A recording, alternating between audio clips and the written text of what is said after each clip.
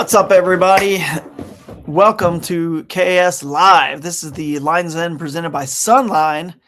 As we start this off, it's going to be a good show tonight. This is the The Juniata Regatta is the name of this one. The Juniata Regatta official preview show.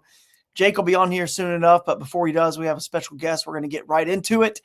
You guys are joining now. I'll tell you right now, the end of the show, we're going to have a pre-recorded interview with our tourism partner from Lewistown over there, and she's just funny. She's great. You're going to love that. So it's like a 15, 20-minute interview with her, and she'll explain everything the town has to offer and all the cool stuff you guys are going to get to see when you're there for the old Juniata Regatta. Aside from, obviously, a lot of awesome smallmouth bass fishing. So that's going to be exciting. Want to update you guys on a few things. Still recapping a few items from the last event over there at Tallahassee.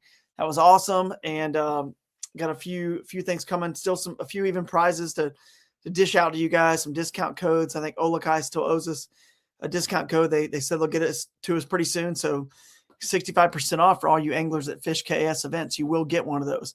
And then up next, coming up is of course, the Great Midwest of Us 2 in Indiana. That's pretty exciting. That's in just a couple weeks, and we'll be there. So we talked about this last week already in other shows, but seeing some pretty big fish caught in the area. So it's going to be exciting to see what can happen. By the way, if you're nervous about water levels, I will just warn you now that they go down faster than you realize. Like, you're fine. I actually was showing Jake a picture the other day that St. Joseph's River is already back to normal in Elkhart, Indiana. So somebody was saying last week, I think, that it was like it took a whole month for the water to come down. Last time it was this high, but maybe because there was continuous rain for a month. But assuming we don't get any other giant rain, we should be fine, and all the rivers should be okay. But that's part of the game, right? That's why it's the Kayak Adventure Series. All right, everyone. So now, there we go. Jake must be figuring things out behind the scenes, getting that pre-recorded video with Jenny queued up. So that's great. But basically, guys, I wouldn't worry about the weather because, first of all, and the water levels, because fish chew. I hate to tell you this. There's a lot of people that don't want me to say this. Fish absolutely chew when it's high. And I'm about to bring in Colton Hutchinson. He's going to explain how on the Juniata it was up. It's spring, so I know it was up. I don't know how high it was, but it was, it's definitely up and moving in April. And the fish absolutely chew when it's up and high. Many anglers have already told me that we are hitting it on the perfect time of year to come. So I'm excited to see it, but I wouldn't worry about those water levels one bit. And that's the reason why we have lakes in bounds as well and creeks. So you can always find safe water. But like I said, higher it gets on the rivers, I'm just little wink, wink here. It gets really good. You just got to obviously know what you're doing, be safe, and understand how to control your boat. Generally, if you're going upstream with a motor, that helps to fish in super high water conditions. But there's certain areas they really stack up big time. So I'll bring Colton in. We'll talk about it more. We'll get onto the main event here, presented by Omnia Fishing. The code is KAS10 if you want 10% off. And Colton, how are you doing, buddy? It's been a while since we talked, but you fished the event on the Juniata, the Keystone Kayak Bass Series, and the PA Bass Nation. You guys had a joint event just this past weekend. So what a perfect person to speak with about the Juniata Regatta.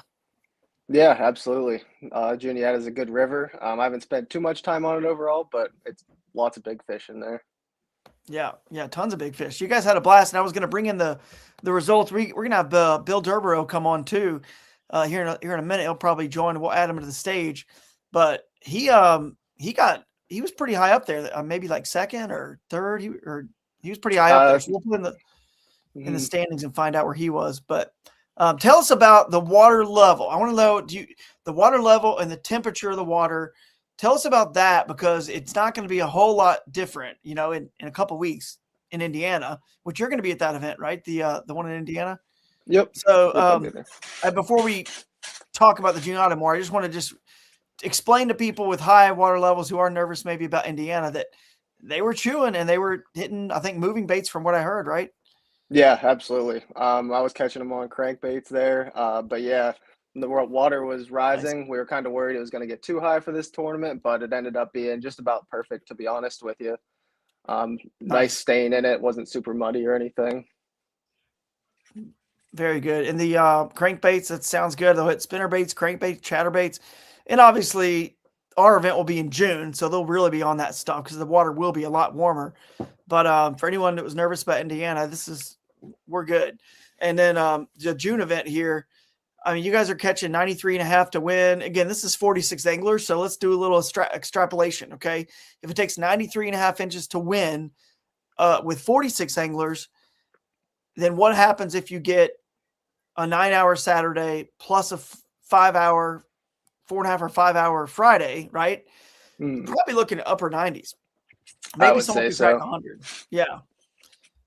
Yeah, I think so. I mean, you got fish like this one from Josh Sims. He wanted to be on. He's been working in Cincinnati. He couldn't do it, but, crushed. I think this is a PB for Josh.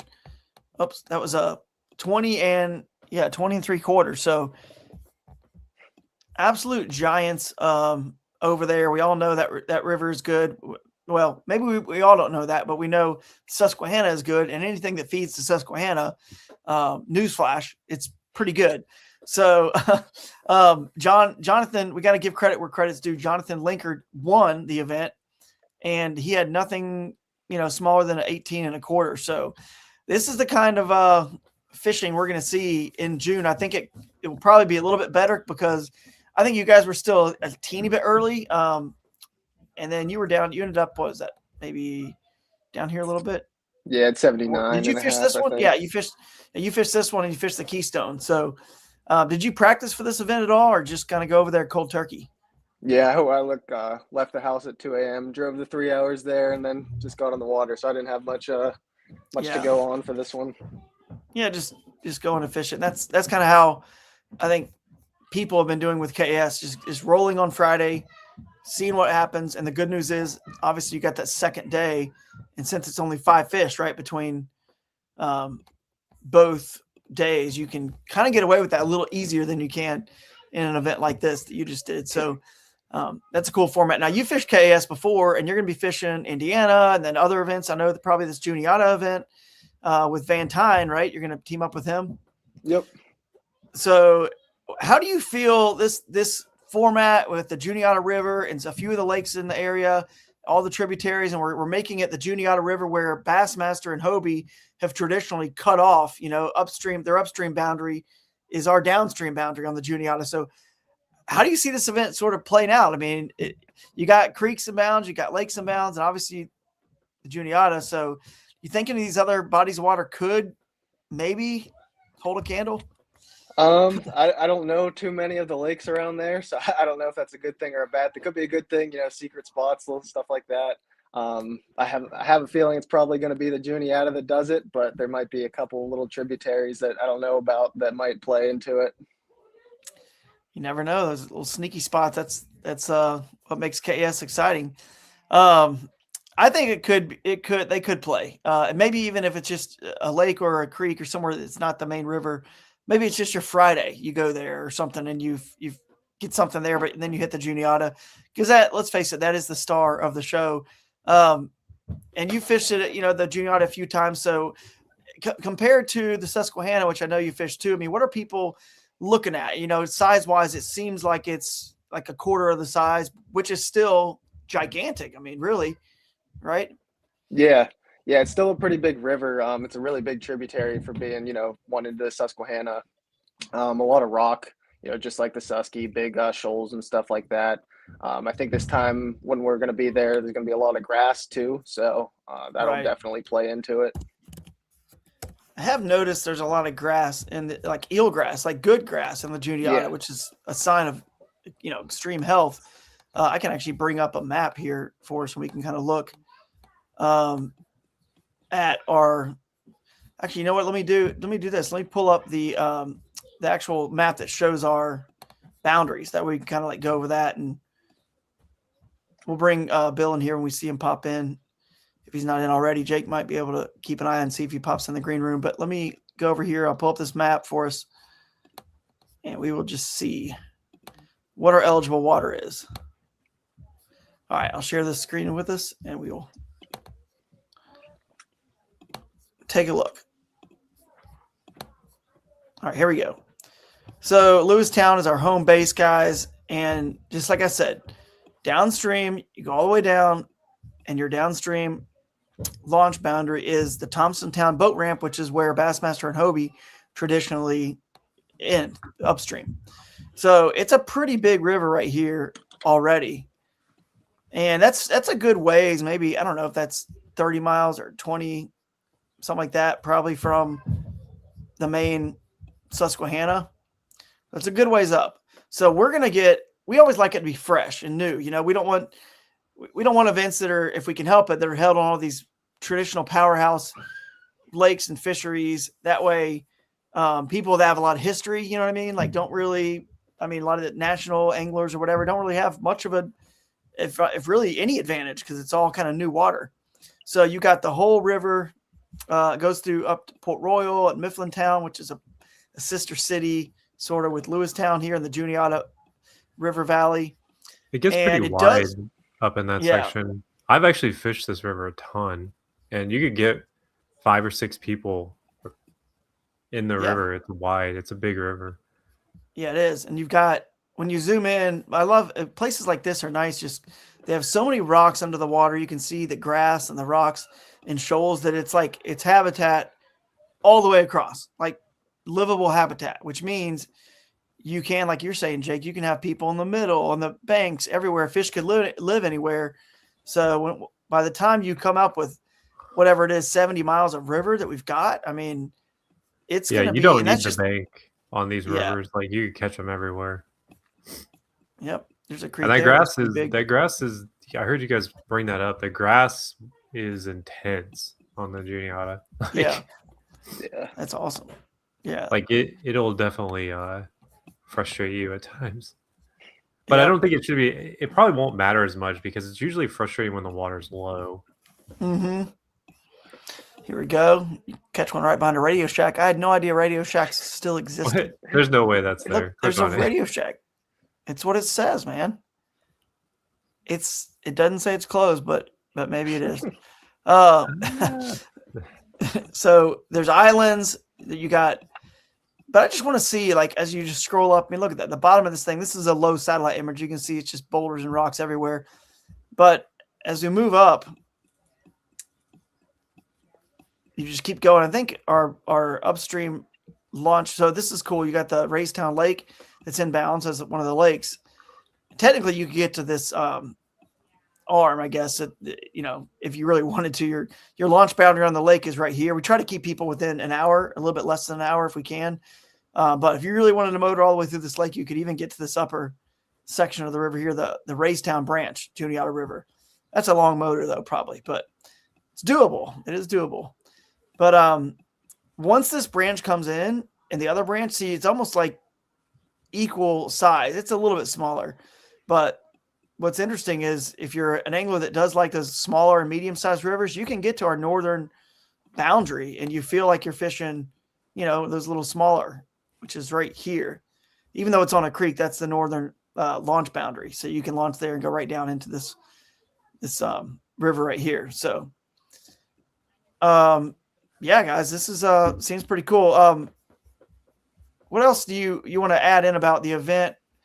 Or any tips to people on this river, Colton, because you were just there. And what are you excited about, man? Tell us what you're most excited about with this event and teaming up with Ryan and seeing how it can go. For me, I'm excited about doing like long floats on the Juniata. I like the medium-sized rivers like this, doing the long floats, just trying different things. There's like the grass islands. There's so many different types of features in the Juniata that it's pretty exciting. You can kind of maybe pick up multiple different patterns throughout the day that'll help you catch some, get some big ones. Yep. Let's see. Let me zoom out. The fish in this river, in my opinion, are so much different than the Susquehanna fish. Now, there's obviously going to be some that come in from it, but I feel like the Juniata is like special. Like the fish in there are just like, they're built just slightly different. Yeah, they really are. They're a little bit more like heavy. Like my heaviest smallmouth is out of that river. It was just like right at like 5 something. I'm sure people will catch some PBs at this one. You got Sherman's Creek inbounds. we're not letting, like the Juniata, really can't get people all the way to Susquehanna. But I mean, you never know way up in these creeks. I mean, in June, I mean, it's not like we're talking April where it's really probably really cold in those creeks. Well, I think there's one creek that could play, but I don't know. Somebody is going to hit these lakes too and catch a big largemouth and maybe spoil the smallie show, because we had that happen up in Towanda, like we always talk about, when the big bass was a largemouth. But again, it was a flood with the hurricane. But still, he caught out of the lake, and you got this is called Failer Lake here. Oh, as a matter of fact, I forgot to get Mick his. I'm going to send Mick his join link. He was going to join us for this event here, so you guys can. I'll stop sharing this because I'm going to get it over to him real quick. And Walker Lake too. And look for Bill to come in, because I had a great guest lined up and I forgot to give him the join link, which I need to do, because he's a really good resource for let's see. Yeah. Mick Wood. So I'm going to send him that right now, the join link. Hang tight to this. You guys chat about whatever you can think of. Have you ever fished Penns Creek? Is that the one that comes off the Susquehanna? Yep. Yeah, I fished in it. Never caught much at the base. It was had tons of grass when I tried it. So yeah, there's a lot of grass in there. Yeah, I think that's one of the ones that I think is really interesting, because it's actually like a river. It's deceptive. I don't really feel like it's a creek. I guess it's a creek when you compare it to the Susky, but it gets like really big when you get up it. Oh, really? Yeah. I've always seen it driving around there. I've never went up it. Yeah, it's tough to navigate. The one time I really tried to go up it, I broke my motor. And then the following year, John Dalton tried to go up it, and he broke his motor. So it's something. So I'm wondering if this is going to be kind of like the Allegheny event last year, where one lake just has a bunch of big smallies or big largemouth or something. Hopefully smallmouth. I don't want to see right. largemouth win. Yeah. All right. He hopefully will come on. I will send this to him. Hopefully he will make it on, because he was a good resource. And it'd be great to have him on. And Bill should come on. He said he was going to be here, but who knows? Life gets in the way sometimes too. So that we kind of covered I think we kind of covered basically all the eligible water, right? We just talked about Penns Creek. Yeah, I mean, that's up there. That's this one here. But again, we're way far away from the Susquehannas. I don't know if that's what I was saying. Like I don't know how many local kayak anglers actually even know if there's fish way up these creeks. It would be well. I mean, there's definitely fish. What caliber? Yeah. It's hard to say. But if it was closer to the Susky, it'd absolutely be easy, you know. Yeah. But right. Well, either way, it's going to be a fun one. I'm excited about it. It's got some great venues here. We're going to go over those, of course, with later in the show a little bit with Jenny from Juniata River Valley tourism folks. But I will share the KS page, because we always like to share that, so we can go over the event, kind of where we're going to be with you guys real quick. So let me click share on that. So, by the way, guys, the top baits article is up as well. Top baits are up for Tallahassee. So if you're in the top 10, you get a call from Marty Hughes. You here, actually, I'll click it so you guys can see it. Looks like this. Top baits right here. You can see Rich, who won. And you guys send in some photos of some cool stuff that you're catching fish on. It's a good way to shout out sponsors, get some more media and some attention on all the great stuff you guys are doing on the trail. So we appreciate Hank, who writes those recap articles, and Marty as well. These are great great shots of. Dude, I bought baits at some of those, 2 point. by the way. Like, I gotta shout that Yeah. bait out. I Yeah, bought the it's neon pretty green cool. version of the sack pig. Actually, I got it somewhere. I don't know where it's at, but that's a really cool bait that Dark Horse does. I can't believe he actually caught him on it. Yeah, I mean, they were on a Clearwater lake. It was perfect because it's top water. I always recommend top water on Clearwater lakes once the water's warm enough to throw top water. It's just the best way to catch in full fish on super clear, crystal clear bodies of water. So anyway, but there's some of the top baits. I didn't mean to stop sharing, but we will bring in Mick real quick because he's here. We'll bring him in. We'll talk to him and see what he has to say. What's up, Mick? Hey, how are you? Good. So, but people probably don't know, who you are or whatnot. So tell us a little bit about who you are and why you contacted me about this event, and just give a little insight here to this area. So I've been kayak fishing since 2018. I did some competitive kayak fishing. Nothing major. Just local events like the Hobie on the Susquehanna. Went to Lake Murray once. I just didn't get into it hardcore like a lot of guys do. I reached out to you because I live 10 to 15 minutes from every boundary you have listed for this event. And one of the reasons I reached out to you mainly was because the one lake you have listed is a paddle only lake. It does not allow electric motors. Good. That lake is actually governed and controlled by the county. That lake was originally constructed, and I'm talking about Failer Lake. It was originally constructed, yes, Failer. It was originally constructed to be a wildlife hunting area. It was never built to be a fish commission lake. It was actually a game commission lake. The game commission controlled it for a lot of years. And they basically, I don't know if they ran out of funds or if they just wanted rid of it. And so the county decided to take it over, and they installed a huge disc golf course there. So the lake really blew up in the last couple of years with people because, I mean, I've been fishing that lake since 1993. And up until COVID, you could go there, and if you've seen 2 or 3 other people, it was busy. And now it's exploded with social media and stuff. So I'm gonna go find that lake here on the map. I just actually it's funny, I just went over there and made that change on the website right now because I forgot to even do that when you reached out to me.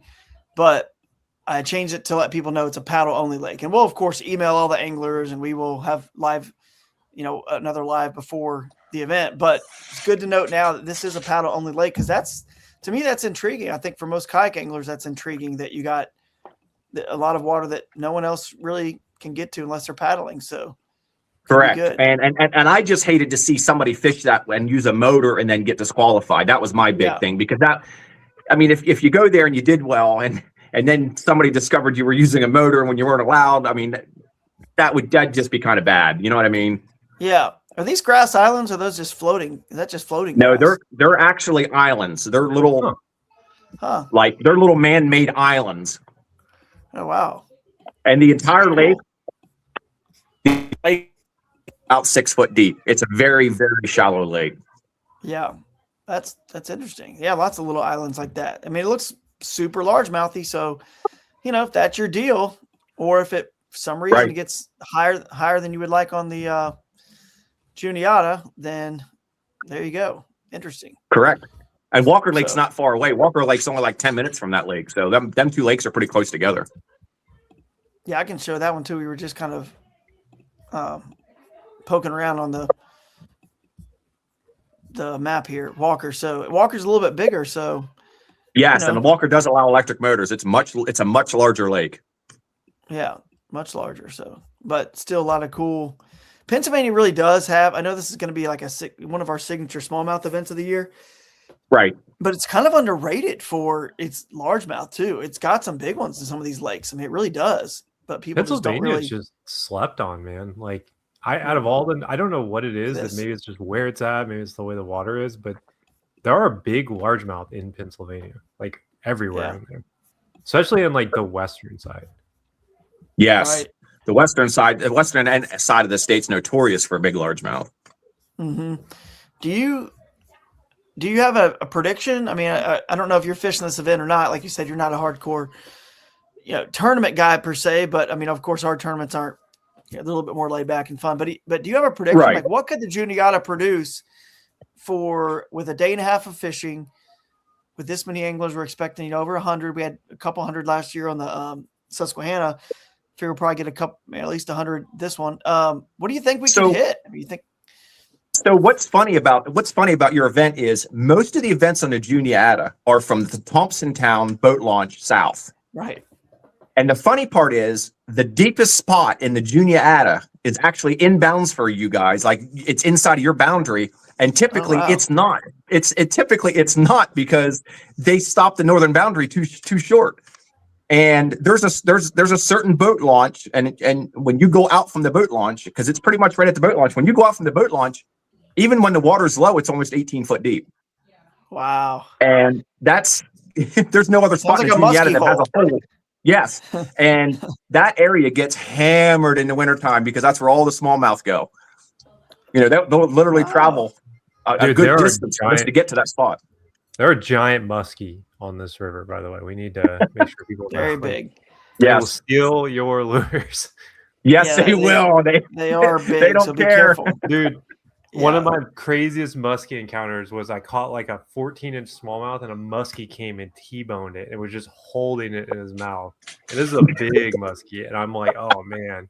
Because they usually don't go for smallmouth. They like soft fish, like suckers and carp and stuff like that. But I guess he decided that he was going to eat it. Well, the funny thing is I landed it. I landed the smallmouth. He eventually spit it out. So the funny thing is, like, it's seen that fish struggling because you had it hooked, and it thought it was going to be an easy meal. Yeah, exactly. So back to the prediction part. I do feel the lakes won't even. I do feel the lakes won't even be in the top 5. Like the top 5 anglers, they won't be largemouth. It'll be smallmouth. If you had this tournament 5 years ago with those lakes included, it would have been a different ball game. Those lakes got hammered the last 2 or 3 winters with people ice fishing and keeping big largemouth.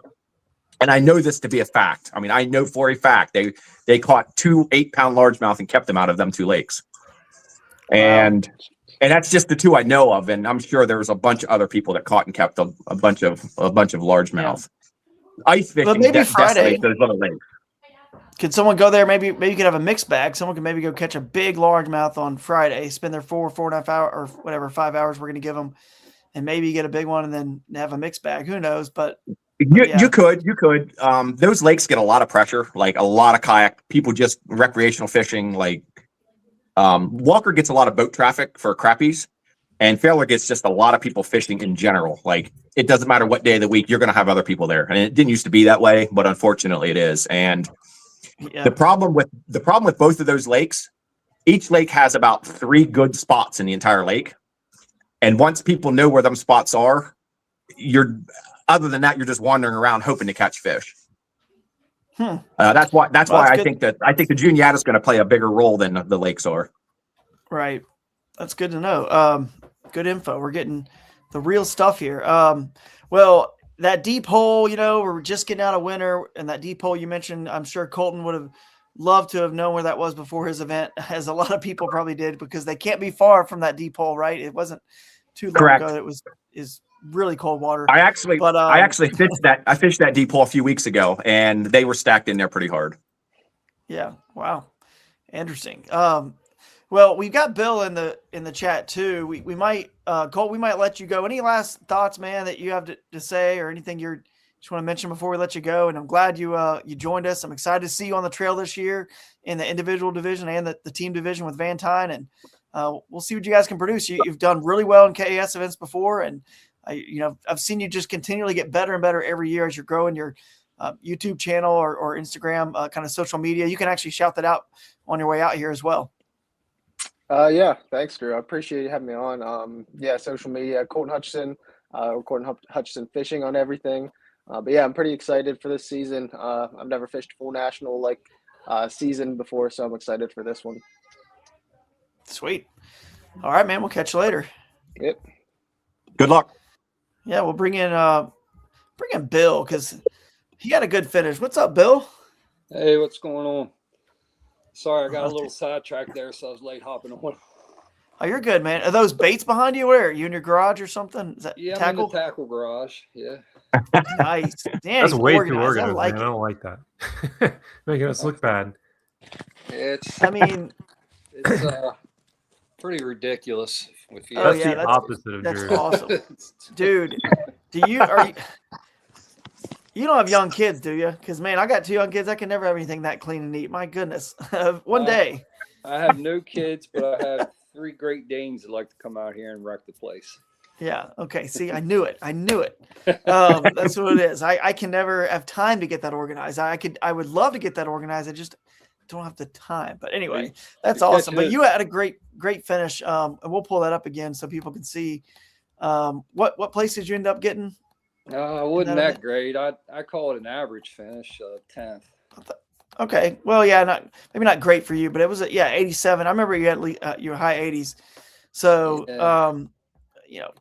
I know you obviously expect more, but it's a fun river, and maybe June, if you end up being able to fish this event, if your schedule allows, you could redeem yourself. I will be there. I will be there. That's cool. Still not bad. 87 and 3/4. You got 18 and 3/4 here for your big. Oh man, look how tall these fish are too. Like Jake said, they're just super fat and healthy right now. But what are you predicting for this event? Because you're kind of a little bit more local than Colton was. He's from the other side of the state. But what do you think we're going to see? I tell you, a lot of it's going to factor in with how the spawn progresses. Because you're looking, when's the event? Is it mid-June or late June? It's kind of like Father's Day, 9th, 19th. So it's sort of late-ish June. Yeah, I think the spawn will probably be basically we tried to do it when the spawn was wrapped up. That way we weren't messing with fish on bed. It'll be wrapped up, but with this late winter we had, and we've had these cold fronts come in and this nice weather, so the fish are kind of doing this wishy-washy back and forth deal. I'm hoping we don't see that post-spawn funk too much. I'm hoping we're past that to where they're feeding up aggressive again, and if that's the case, it could be on fire bite. Yeah.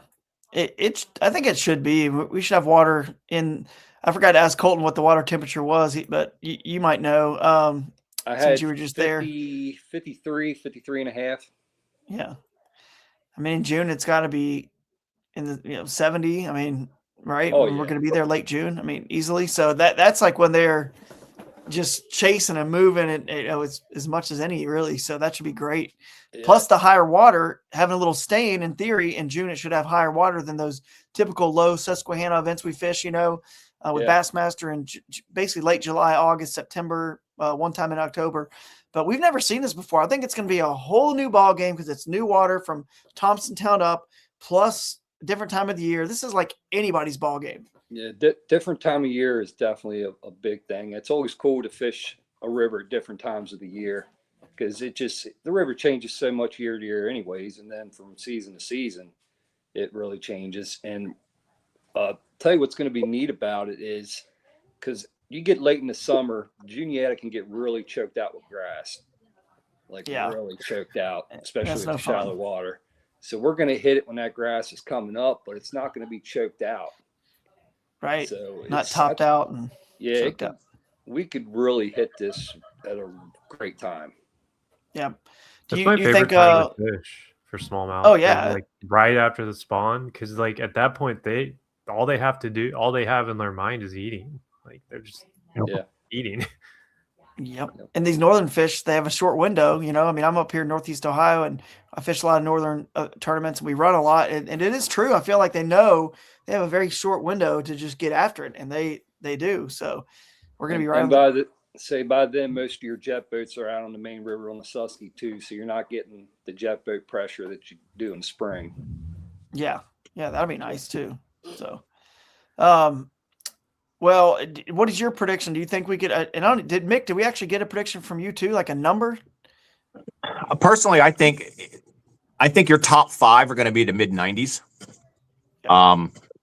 Like Bill said, if you hit it right and the post spawn blues aren't a factor, most of these guys that are going to fish this event have never fished that far north on the Juniata. And all the other tournaments stop at Thompsontown as a northern boundary. And there is so much good water from Thompsontown all the way to Racetown that never come into play. And yeah, I think it's going to open up a whole different animal, because like I said, a lot of these guys never fished that north on a Juniata, and there is big fish on a Juniata that far north. I've caught several 20 inches right in Lewistown. Yep. Petersburg is where our northern upstream launch boundary, I shouldn't say northern, our upstream launch boundary, which is right above Warrior Ridge Dam, I think. Maybe this is called Frankstown Branch. Juniata River meets another branch of it, which is the Little Juniata River. So, I mean, I'm pretty sure, like you said, there's giant smallmouth all the way up here. It just never gets here's that dam. Yeah. Just the dam. Yeah. Warrior Ridge Dam. Yep. People just they've never had tournaments up there. So how do they know? We don't know. And that's why this is going to be a huge, just exciting for Jake and I. It's exciting because we don't know what is about to happen. And I'm excited to see what you guys can do and figure out. You've got 4 days of practice within the 2-week window. And before that, you can fish as much as you want. So basically, if you don't know how it works, 2 Fridays prior to tournament Friday, you can only fish 4 days there. And that's a lot of river to figure out in 4 days. So it's a whole lot. So we'll see what happens. But I'm definitely thinking we're going to get close to 100. I don't know what is. Bill, what do you think, man? You think it's possible to think someone's going to hit 100 century belt at this event? I'll tell you that the fish are there to do that. Absolutely. And I mean, just to reiterate to what you were saying, there's bigs the whole way up and down that river. It don't matter where. They're there. But my prediction, and I'm going to go just a little lower just because when we get on these rivers that aren't real massive, and I know, and I don't blame guys either, because when they travel, you want to fish. You don't want to putt around. You want to catch fish and, like it's a vacation.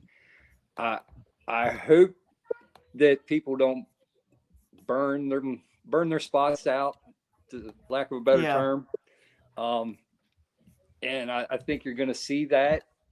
So I'm going to say 92, 93 inches on the low side, 95, 96 on the high side. But the potential for a 100-inch tournament is definitely there. I mean, that's not even a long shot, really. I mean, that's it's good potential for that.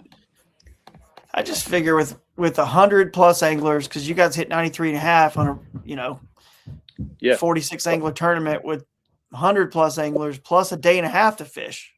You got Fridays. I think in June we're gonna have enough time. We're probably gonna give you guys. We can look at the website and find out here, but I think it's 4.5 or 5 hours to. Let me go over here and share the event page. Let's go to event and let's find out. I typically don't change these times, but just as I got to say this as a disclaimer, if you're watching this and you fish the event, these times could change slightly. But right now we have them set. It's 6 a.m. launch Saturday at 6 a.m. launch and lines in at 6:15 and lines out at 3. So that's a long day on Saturday. And then on Friday, you've got 3 p.m.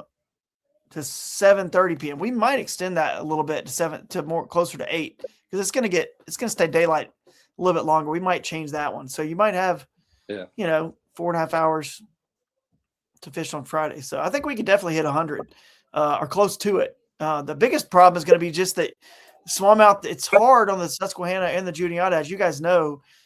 It's easy to catch, 18.5 to like 20s. It's like 18s are so easy on the Juniata. Constant.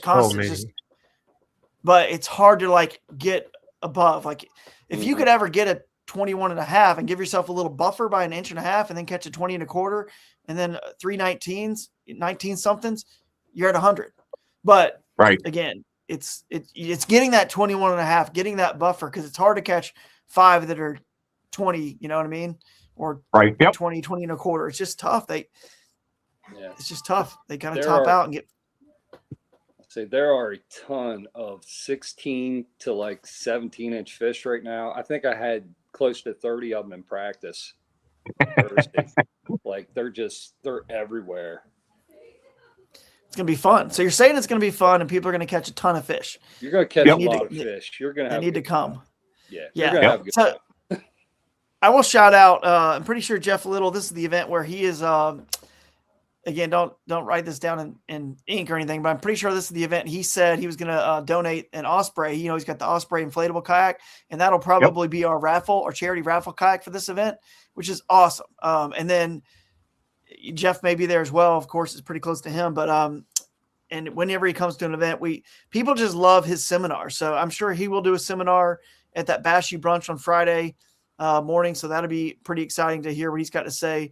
I might hop up there and do one as well, time permitting, but that's going to be really fun. So on Friday morning, you guys don't miss out on that, because that's a big part of KS is obviously the fellowship and just the education and the learning. It's not always about, I mean, look, let's face it, 3-4 people are really going to walk away with a real profit at any event. So as long as you're learning, you're having fun, you're fellowshipping, every tournament is worth whatever that entry fee is, if it's just a good time. So that's what we try to promote at KS. So it should be fun. And we'll have the video here in a second. We're going to play the pre-recorded video with Jenny from Lewistown, but it's a really cool town, really, unique, great food, good venue. The theater is going to be really cool there.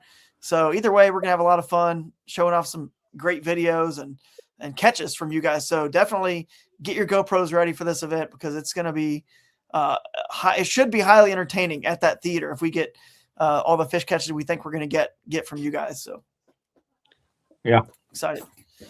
Any last thoughts you guys can think about? I mean, mention that anglers would need to know before and we'll have one more update to this event the week before we actually get there. So Wednesday, it starts with a welcome dinner on Wednesday, and the previous Wednesday will be our last sort of live when Jake and I are back home.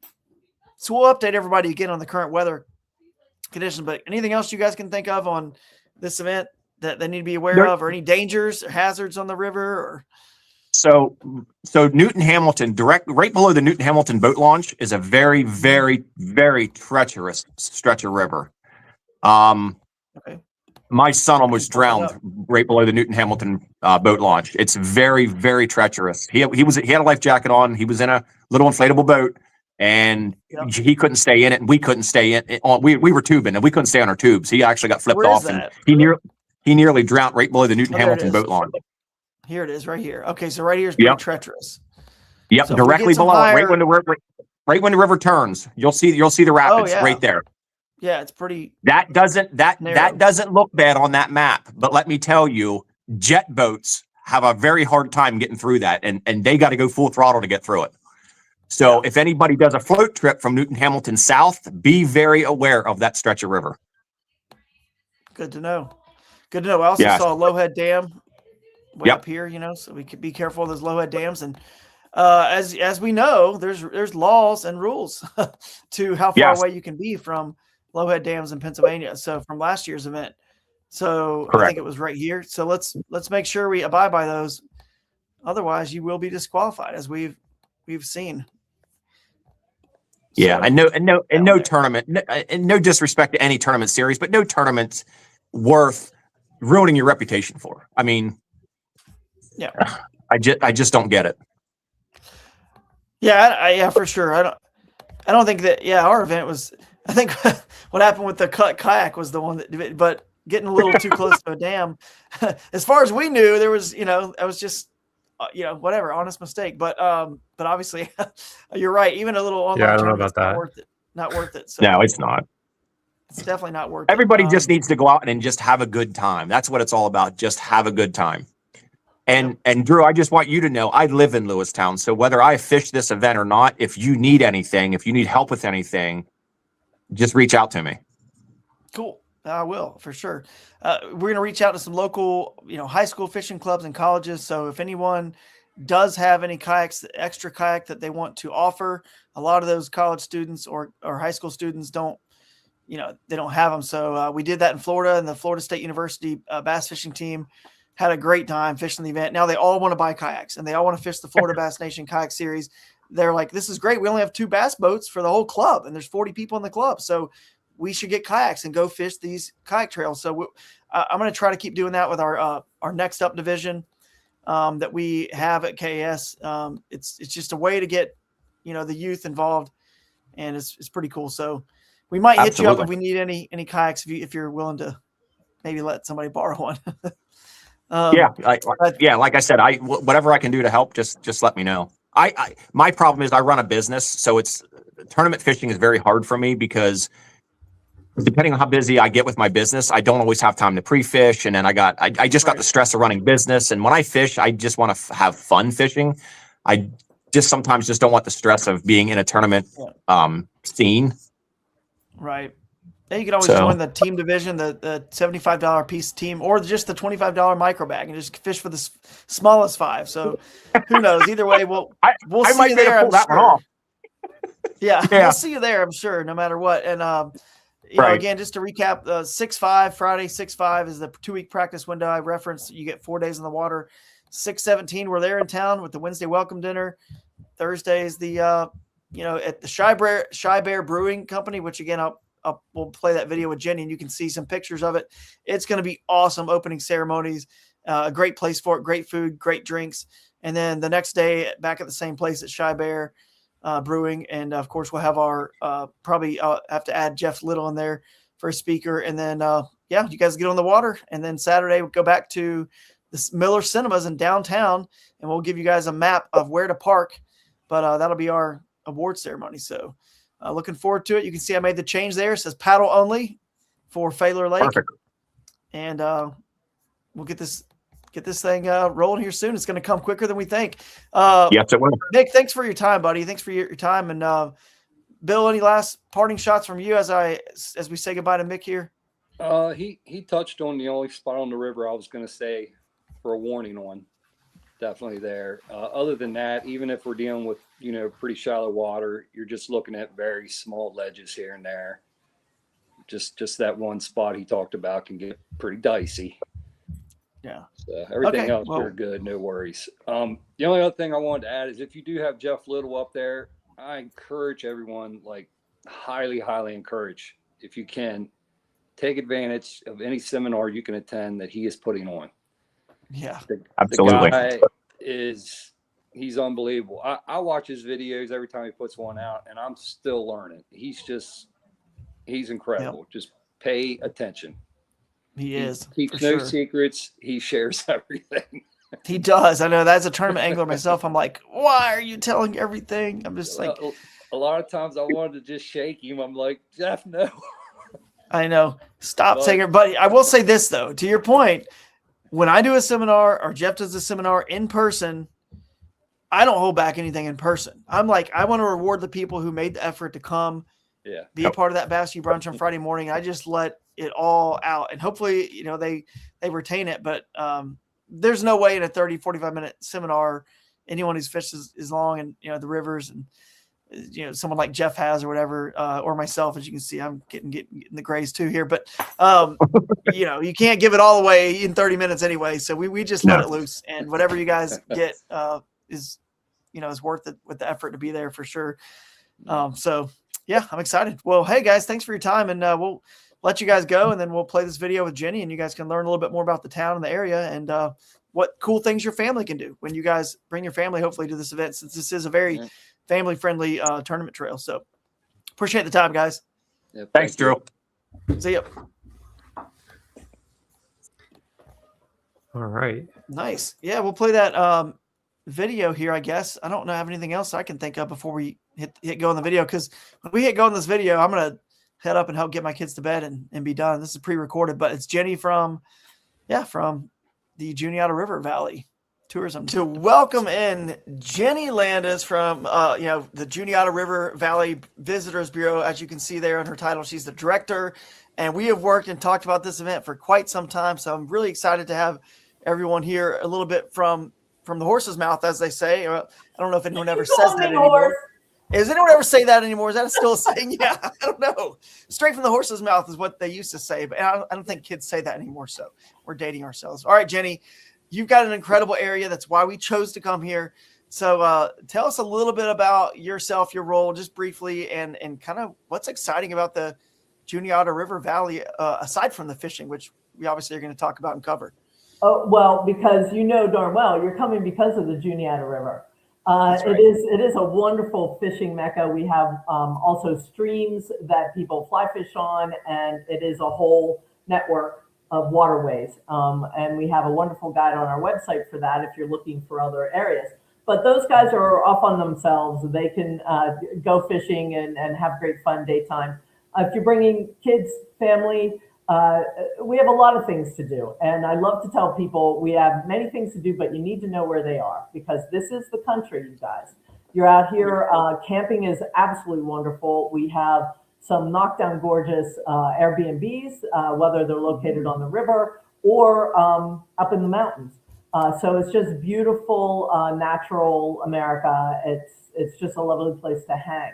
Now, if you are looking, get a little antsy and you're looking for things to do, we have some throwback stuff. We have a mini golf course, which is just kind of fun. We have a drive-in theater, which I don't know if you know this, but they're becoming fewer and farther between.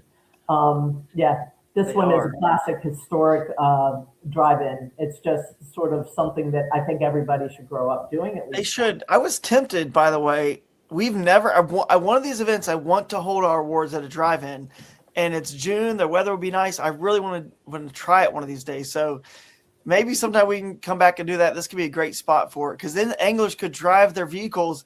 When we call their name on stage, they could drive their vehicles up there, and with their kayak in tow or in the back of their truck, they could show it off, and then we could have them and they could drive away. It'd be pretty cool. Wow. But I think we're going to use the Miller this time just to keep it consistent, which we'll get to later. But anyway, that's cool. Hey, I want to tell you though, the Midway Drive-In, the one we have in Mifflintown, is right along the river. You can't see the river from there, but you could easily walk there. In fact, there's a campground right next door to it, and that is riverfront. So it's a great combo. But they are a drive-in is becoming a thing of the past. I don't think it will be here as long as we have folks supporting it, of course. We also I love to send people to the shopping and doing things Friday, Saturday, because we're in the Bible Belt here, folks. So really not as many shopping options on Sunday. You know, that's just the way it is. We have. But during the week, I mean, they'll have plenty of time, and Friday, Saturday, while the angler's out on the water, the family and friends that kind of join could go check it out. Yeah, and it is a mecca. Yeah, we have. Again, we're rural America. We don't have a lot of the chain stores, which is just fine by us. We go by authentic, unusual, rural Americana stuff. And a really big thing here we talk about is junking. That's going to junk shops, consignment shops. I've been told our Goodwill, which this sounds insane, our Goodwill is heads and tails better than anything a friend of mine found in Montreal. I mean, like what? So, don't tell my wife this stuff. I'm telling you right now. I don't want her to watch this already, because that's right up her alley. I'm constantly grabbing old antique stuff and just but it looks cool and all that. But then we got to get rid of other stuff to make room for it. Anyway, that is a rule. Something comes in, something goes out. It's out. But it's not just that. It is we have the second largest collection of Amish families and Amish community in the state. Ours are very laid back, and they're generally located in an area called Big Valley. And of course, we have maps on all that. But we love to talk about if you're curious and you want to interact, or at least talk to an Amish person, we highly recommend. Well, then go buy something from them. They're really happy to see you. The best quality. I mean, the best workmanship, the best craftsmanship quality you'll ever find with anything. Well, now I talked to an Amish bishop who said, it still comes down to the person. Yes, they strive for perfection. They strive for, making godly goods and all that kind of great stuff. But really, he says, if you're not good at it, it's not going to be good. Okay. I feel like Amish is like worse, though. The worst they can ever do is like close to the best of some other people's work. Yes. They are a master woodworker here in Big Valley. Again, that's not a Sunday thing, but you could stop by any other time. We don't do a lot of it about our website, so I would be more than happy to share that with you when I see you in person. To get you out there to go see this master woodworker. Sure. And I say, and this sounds crazy, but he's actually created the front of a synagogue for a place up in New York City. And I said, what was it like going to New York City? He said, I didn't go. They came and picked it up. Oh. So yeah, he hasn't even, I'm sure he's been out of the valley, but probably not very far. And he does beautiful work. It's really, really interesting seeing, Nice. seeing craftsmanship coming from not using electricity. Yeah, exactly. And this is your website here. So you guys can learn more about some of this stuff right here on the Juniata River Valley website, right? Yep. Every month we'll have an events calendar there. Obviously, we're updated for April already. Wow. There's things to do. The green thing there will get you to another page. And we have something we call special interest tours. This is where it comes into play that we have things to do. You just need to know where they are. So these are all by theme. And you click on it and we give you addresses and maybe sometimes some of the highlights, that you can look for. But This is awesome. Yeah, we have covered bridges. We have we call it wild geese, but it is an entire flock of fiberglass wild geese that have been painted. You've seen them in other cities and towns. Yes. Our thing is Goose Day, and don't get me started on Goose Day. It's in September, and I warn you, I can talk 3 days about Goose Day. It is our local holiday. There it is, Goose Day. There it is. Yep, it's There on we there too, and that actually is one of the golden geese. Yeah. Oh, cool. Yeah, Well, this we is have- all incredible. Yeah, we're definitely gonna have to make sure we check out some other stuff while we're there. This looks awesome.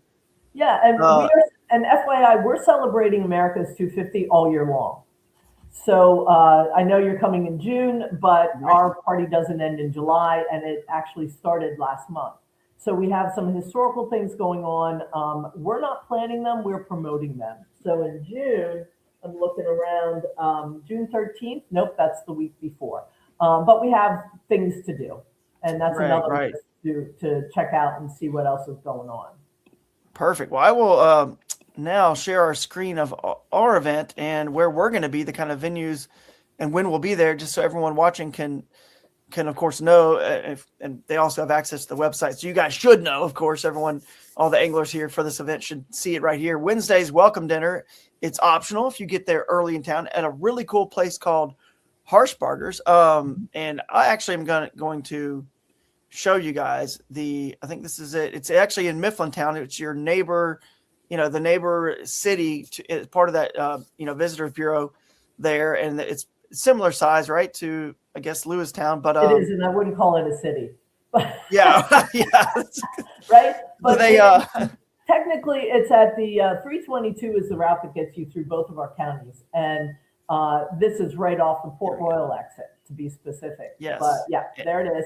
It is a 50s theme. They have 2 restaurants. This is the second one they opened a few years ago. 50s theme, ice cream like you wouldn't believe, those crazy sundaes and everything. Yeah, so there we go. There's some ice cream right there.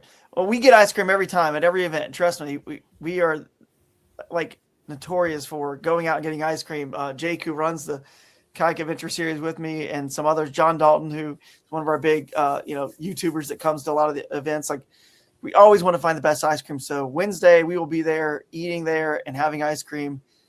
We've heard about this place. It's one we have to go to. So yeah, maybe you should start with the ice cream. Yeah, start with the ice cream and the shake right here. And that's the Wednesday welcome dinner. And then we move on. That's just from 6:30 to 8 p.m.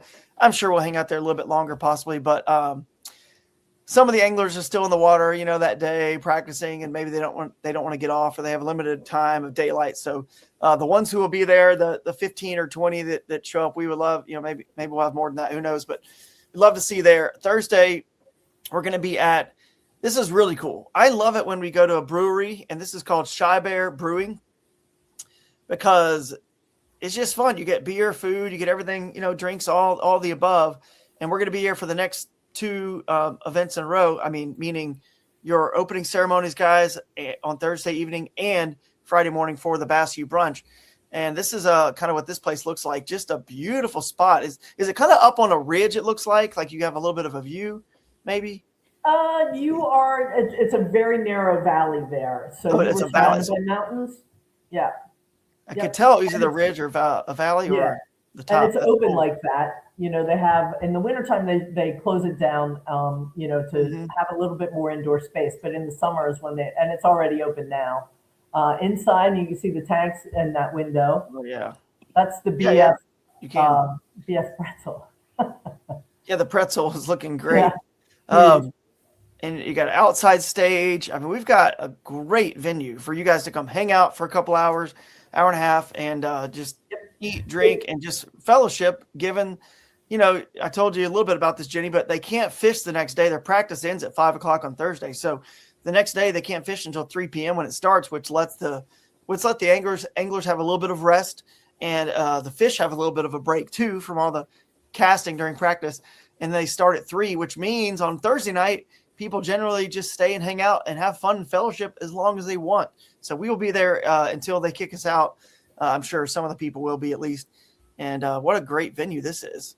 So Yeah, it's a great place, great owners. Awesome. One Great of my food. favorites.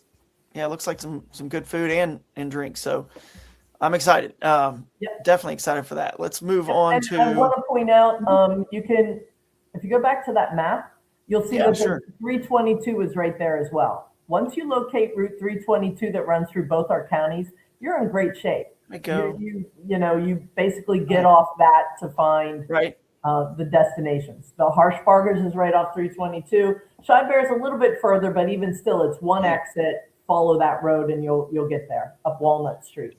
Yep. So it's like right over here, right? Let me maybe just type it back in so everyone can see. There we go. So right here. Point out that it's super easy to get to. Oh, very easy. Yeah, it's just one road that goes Yep. around to Mifflin Town and then right here. So, Yep. yeah, it's right there, right off this 522 East Walnut Street. So that's perfect. Yep. All right. Let's go back to the schedule of events here and see. The last thing we're going to touch on will be the awards right there at the Miller Cinemas. So we'll check out the Miller Cinemas, and it's sort of in downtown area, right? Definitely downtown. Yes, right here. Yes. Market Street. And while we're on the map, I will say this. So here's where Miller Cinemas is, everyone. And then if you zoom out, you can see this is the area that Juniata is right there. But for parking, maybe haven't really fully touched on this, but if we know yet, we could mention it now. If not, I'll obviously send emails out, and we have live videos like this right up to the event. But do we know off the top of our heads right now where some of these anglers with trailers might decide to park? We obviously encourage them to drop their trailers back at their hotel and Airbnbs and carpool together. But where do you think the best parking might be for the awards? You can see this right there. This one? Saturday is good downtown. I know this sounds crazy, but this is small town stuff. A lot of things aren't open. So there's not a lot of traffic. I still don't recommend trying to park on Market Street. That is where you want to be. I'm not sure where you are there on that one. Some parking right here behind the cinema. It looks like off of Water Street. Oh, no, that's private. I wouldn't. It's private. Okay, so don't do that one. All right. But you see Water Street here? Yes. Water Street could be nice long pull in. That all has parallel parking along Water Street there. Water Street. Okay. And then you're up just a block and over to Miller. And then if you scroll back down where that first parking lot was that you found, right there. This one. That is a borough-owned lot, and I will let them know about that. So Yeah. if you need to come in and take a couple of spaces on Saturday, it really should not be a problem. Yeah, that doesn't look too bad. I mean, you got a bank here that probably it might be closed anyway by the evening. That might be okay. It will be, and they're good friends of ours. So yeah, and my office is right across the street. You see this big building here? Where are you? Nope. I don't know. I'm at the like bank. pointing at it like you can see me. I know. I'm looking at the map. That's okay. This happens all the time. Yeah, the oval is what we call the square. I know yeah. it's an oval. Yes, you go JVB right across the street directly to your left. There's a large building that has the steeple shadow on it. Okay. Up. Can't tell. But you're right here. I can't even figure it out. Straight up across the square. This way? Yeah, River Valley Visitors Bureau. There it is. The icon finally showed up. To your left. To my left here? Oh, there it is. Yeah, I see it. Perfect. Okay, so you're right there. Yeah, and then so these parking lots on the street, these parking spaces on the street here on North Main might be available as well. Yeah, but probably not as good as trying to pull in one of the lots. Not for a trailer, right? But a lot of these guys just have the truck without, and they on the streets there's lots of parking, and in fact I would use Juniata Valley parking lot there for regular cars, also along Market Street. Yeah. Yeah, lots Okay, of parking. perfect. If you go back now, stop right there on the square, catty corner from our building. You see the brown roof Yes. for a little bit right there. That's one of the great spots to grab a bite before the awards. Okay. That one would be, I call it Moe's, but they There you call go. it the Monument Square. There you go. Monument Square. Yeah. They're Perfect. open. It's just like they have a grill in the back, lots and lots of sandwiches, and the lamb gyros are terrific. Oh yeah, perfect. So we will definitely recommend people get a bite to eat there. And you and I just talked about this offline, but if there's a chance we can get anyone to even bring a few things even closer right at the theater, then that's even right. And gravy. that would But be if not, Kicking Cater is right next door to the theater. Yeah, you've got they're closed on Saturday. Sorry about that. Okay. Yeah. So Miller Cinema. If you can pull up the front, I think you might. It's going to be an old picture. There you go. See where the record store is? Mm-hmm. That is Kicking Cater. Okay. Right. So it's right next door. Right next door. Yes. They have like a little a cafe kind of thing where they do paninis and big hot dogs and stuff like that. Right next door. And the cool thing is the theater will let you bring it into the theater. That's great. So we can bring the food in the theater. So grab a bite outside. I'll drop a street view here and you can see they look like it is. It's right there where the record sign is. So yeah, it's an old picture. Maybe that still has a record store there. That's great. So it's a very old picture. There's a new store next door.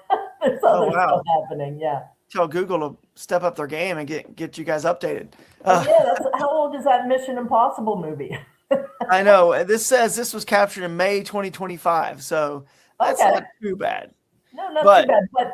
But both of those places have changed over in the last year. Yeah, and this is a beautiful little downtown, your square. Oh yeah, look at this. There's your spot right there. Yeah, that's my office. And you can zip around the square. You want to keep going straight through and see where OIP is, which is where we're going to be. Yeah, that's what I was going to take them to. Okay, am I too far?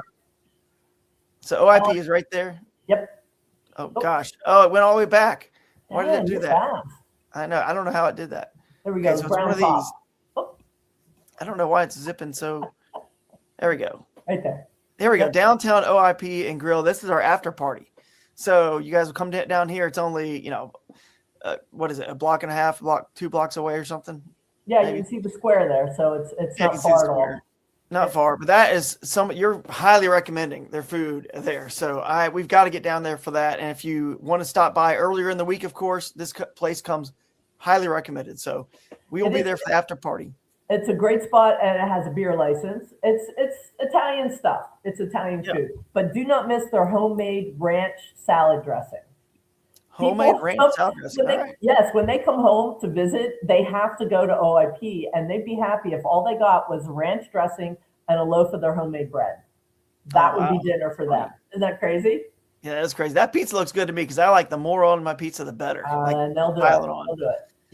Yep. But this looks great. So that's point out not far from there. I think it's like 3 doors down. There, East End Coffee Shop. You see it there? Oh yeah. Great spot. And they are here in downtown Lewistown, and they're open. They have abbreviated hours on the weekend, but they're open 7 days a week. They have a second location in Reedsville, which some of you might be fishing on Kish Creek. Okay. So they have a second location in Reedsville. They are not open weekends, but they are open until 4 during the week. Good. Really good. They don't actually. They have a lot of pastries and things like that, so it's not like a sit-down breakfast kind of scenario. But that's where you go for, as we call, fancy coffees. Perfect. Well, this has been awesome. We've got the whole walkthrough of the town, the area, the things to do, off the water, and the places to eat off the water. I don't really know what else we need to cover. Just excited to be there and have an awesome event. See some big fish catches on that theater big screen and just show off what your whole valley has to offer. So yeah. And if you're on Facebook, there are Fishing the Juniata River pages that you can go on and see what people are catching already this season. I'll be there. We'll have lots of paper goods and maps, so you're sure you don't get lost, all that kind of stuff. But we're excited to have you here because I tell you, we know it's a really good fishing spot. Our river is low. I've been told, I don't fish, low and slow, and it makes it great for fishing. And I know I love it for kayaking and tubing. So I'm really hoping this works out well. Oh, it's going to be tremendous. So low and slow, guys. You heard it from Jenny right there. I can't wait to see the winner on stage say, Jenny told me to go low and slow, and that's how I want it. So, never would have thought it would have come from you, but if it does, the winning tip, then that just makes it even cooler. So never would have thought it would come from me. Never. Yeah, I'm just excited. We always, the Susquehanna River gets so much attention, but the Juniata in its own right, and all the feeder creeks and some of the local areas, smaller lakes that are close enough that we've got in bounds. I mean, it's just incredible resource on its own. So I'm just glad we were able to be the first ones to really get to show it off. So on a little bit bigger scale than normal. So I appreciate your time, and we will see you. I guess we'll see you there. It's closer than we realize. It's coming up. So That's true. You bet you'll see me there. Yep. All right. We'll see you. Thanks so much for your time. Yeah. See ya.